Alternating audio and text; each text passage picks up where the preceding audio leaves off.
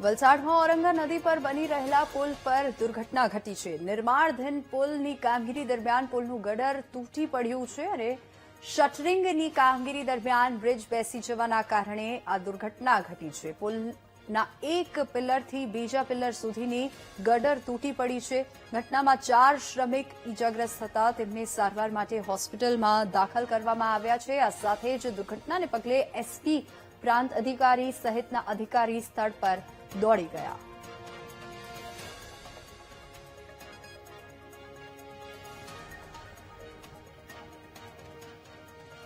હાલ બ્રિજની કામગીરી ચાલુ હતી, શટરિંગનું કામ ચાલુ હતું। શટરિંગના કામમાં સ્ટેજિંગ બેસી જવાના કારણસર દુર્ઘટના બનેલી છે। 4 લેબરોને નાની મોટી ઈજા થયેલ છે, કોઈ ફેટાલિટી હાલ નથી।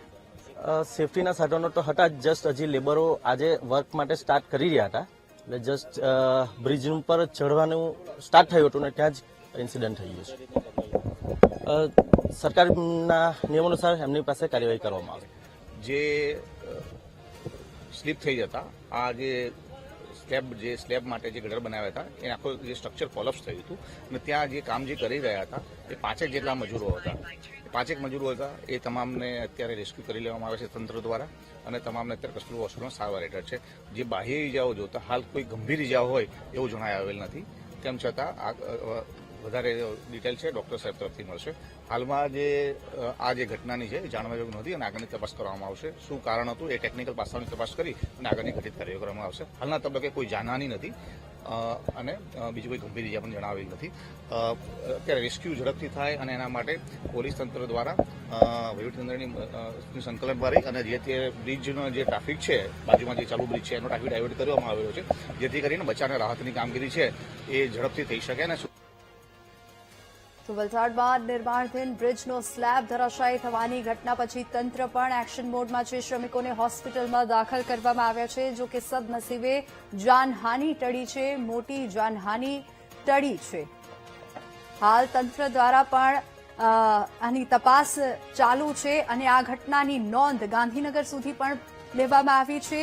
અચાનક તૂટી પડ્યું હતું આ ગડર, શું કારણ હતું, કયા કારણોસર આખી ઘટના ઘટી છે તેને લઈને હવે તપાસ હાથ ધરી છે।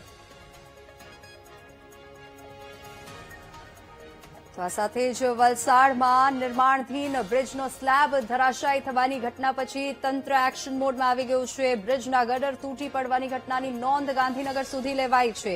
માર્ગ અને મકાન વિભાગના સર્કલ ઓફિસરને સોંપવામાં આવી છે તપાસ। અધિકારી સ્થળ મુલાકાત કરી અકસ્માત સંદર્ભે વિગતો વિભાગને રજૂ કરશે અને માર્ગ અને મકાન વિભાગ સરકારને રિપોર્ટ સોંપશે।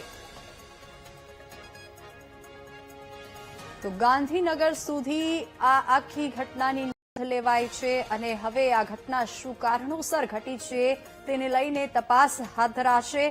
સરકાર અને તંત્ર એક્શન મોડમાં છે। બ્રિજના ગડર તૂટી પડવાની ઘટનાની નોંધ ગાંધીનગર સુધી લેવાઈ છે। માર્ગ અને મકાન વિભાગના સર્કલ ઓફિસરને તપાસ કરવા માટે આદેશ આપવામાં આવ્યા છે। અધિકારી સ્થળ મુલાકાત કરી અકસ્માત સંદર્ભે વિગતો વિભાગને રજૂ કરશે, જો કે સર્કલ ઓફિસરને આ અંગે તપાસ સોંપવામાં આવી છે। માર્ગ અને મકાન વિભાગના સર્કલ ઓફિસરને તપાસ સોંપવામાં આવી છે, સરકારને સોંપવામાં આવી છે તપાસ અને ગાંધીનગર સુધી આની નોંધ લેવાઈ છે। હવે તંત્ર પણ એક્શન મોડમાં જોવા મળી રહ્યું છે, કારણ કે જો કંઈ અઘટિત ઘટી જાત તો મોટી દુર્ઘટના સર્જાઈ શકે।